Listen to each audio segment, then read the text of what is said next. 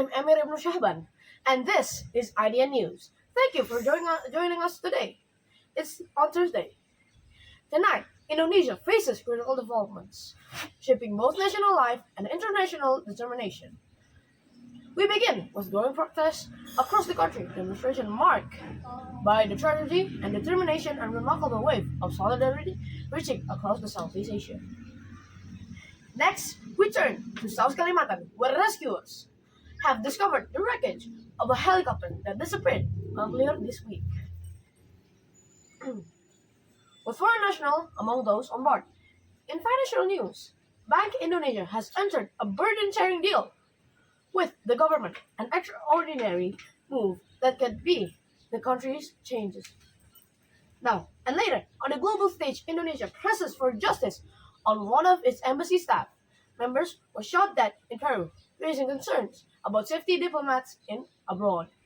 These are tonight's top stories.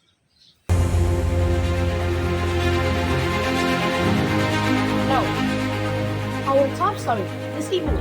Protests continue to sweep across Indonesia, reflecting widespread anger over inequality, job security, and controversial government policies. The demonstration, which began in late August, have grown into one of the largest movements in the country. Has seen in recent years, tens of thousands have gathered in Jakarta, Surabaya, Medan, and other major cities, calling for systematic reforms. Their grievances are diverse, ranging from stagnant wages and rising living costs to allegation of corruption and excessive allowance granted to lawmakers. According to reports, at least 10 lives has already been lost during the unrest. Amongst the most tragic was the death of a delivery driver, a 25-year-old delivery driver who was struck by a police vehicle during a demonstration. His story touched many across Indonesia, becoming a symbol of struggle of everyday workers who bear the brunt of economic hardship. What is remarkable, however, is the response of the world. Indonesia borders, people across the southeast have shown solidarity in a very tangible way. People have been ordering meals on an app like Grab or Gojek and sending them to drivers with the message to keep the food by themselves. Now, they have created a hashtag such as solidarity with Indonesia across the region.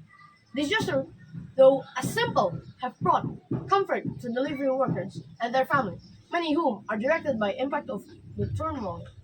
One of the drivers in Jakarta posted online saying, quote, "For the first time, I felt that strangers from another country only care about us. This small act means the world."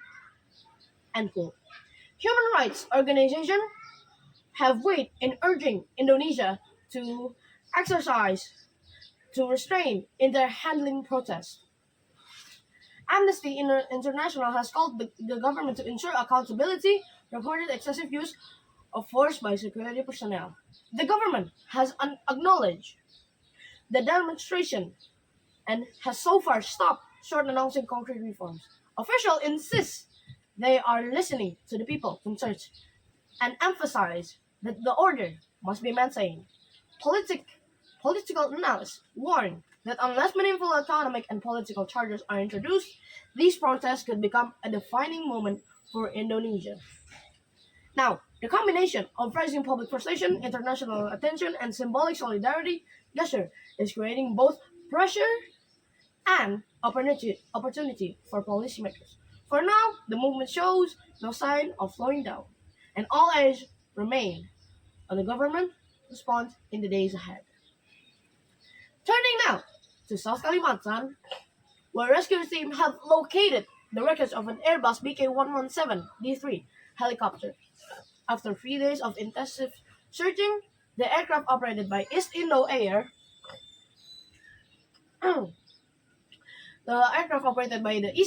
went missing on Monday, shortly after departing from Kota Baru. On board were 8 individuals, including passengers from United States, Brazil, and India. Authorities have confirmed one fatality so far, so the full toll remains uncertain. The discovery comes after a joint operation involving more than 200 personnel from the National Search and Rescue Agency. Now, supported by helicopters and ground teams navigating rugged, heavily forested terrain. The wreckage was found near Mantewe in the Tanabumu district, an area notorious for poor weather conditions and challenging geography. Rescuers have reported that the part of helicopter were burned, making the recovery effort both delicate and dangerous. Eyewitness accounts suggest that a loud explosion was heard in the area shortly before the helicopter disappeared from radar. Investigators have not ruled out mechanical failure or weather-related complications, but they emphasize that it is too early to draw conclusions. Officials from the Ministry of Transportation have pledged a transparent inquiry. Coordination is underway with foreign embassies to provide assistance to the families of the international passengers. The incident once again raises concern of Indonesia's safety flights and safety aviation in Indonesia. Despite the progress in regulatory oversight, accidents continue to occur, underscoring the challenges of operating a vast archipelago with diverse difficulty flying conditions. For now, rescue operations are ongoing with team working through the rain and limited visibility to recover all victims and secure crucial evidence for the investigation. In economic news, Bank Indonesia will raise the interest paid on government deposits, and these funds will then be channeled to the state-owned bank at 2% rate, in which will in turn finance loans capped at 6%. The measures is designed to fund critical initiatives such as affordable housing, small business, lending rural cooperatives, and is seen as essential for reducing inequality and stimulating growth. Now, Finance Minister Sri Mulyani Indrawati has stressed that the independence of the central bank remains intact, framing the move as extraordinary response to extraordinary economic challenges. Now, market rated cautious the possibly many analysis to see the deal as a step forward, stabilizing liquidity, and some suggest it could pave the way for a policy rate cut up to 50 basis points later this year, such as cut will reduce borrowing costs for businesses and households, potentially boosting customer demands. Critics, however, argue that the burden sharing blurs the lines between the fiscal and the monetary policy, raising the concerns about accountability. They warn that while short-term gains are possible, long-term discipline must be maintained to preserve investor confidence. Still, in the context of ongoing protest and public frustration, the government and the central bank appears eager to demonstrate responsiveness for millions of Indonesia facing economic strain. Even the modest reflection in access to credit could make a difference. Now, on the international front, Indonesia is demanding answers after one of its embassy staff was fatally shot in the victim of Zetroliano Purba. Worked as a chancery officer at the Indonesia embassy in Lima, he was attacked while cycling home in what Peruvian authorities suspect was a contract killing. The case alarmed the Indonesia diplomatic community and raised serious concern about safety personnel abroad. The foreign minister has formally urged Peru to carry out a thorough investigation and provide a strong security protection for Indonesian staff. Peru's government has pledged to leave no stone unturned, with officials exploring possible links, organized crime, and politically motivated actors.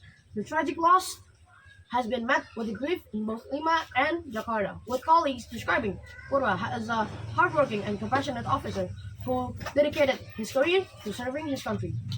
Indonesia is expected to raise the matter at the regional level, seeking greater assurances and for the safety of its diplomats worldwide.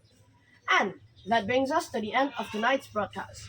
From the streets of Jakarta to the forests of Kalimantan and from the economic policy making to international diplomacy, today events reveal too many dimensions of Indonesia, challenges and resilience. The protests gripping the nation reflect deep frustration, but also the hope of change, underscored by moving acts of solidarity from abroad. The helicopter crash reminds us to the difficulty of maintaining safety across a vast, diverse landscape. And the central bank financial measures highlight both urgency and creativity in policy, while the tragic loss of a diplomat abroad is sobering reminder of the risk faced by those representing our nation. We will continue to monitor this development and provide you with updates as they unfold. For extended coverage, visit our website or follow us on social media. I'm Emir Abna Shahban, and this has been IDN News. Thank you for watching. Good evening reporting.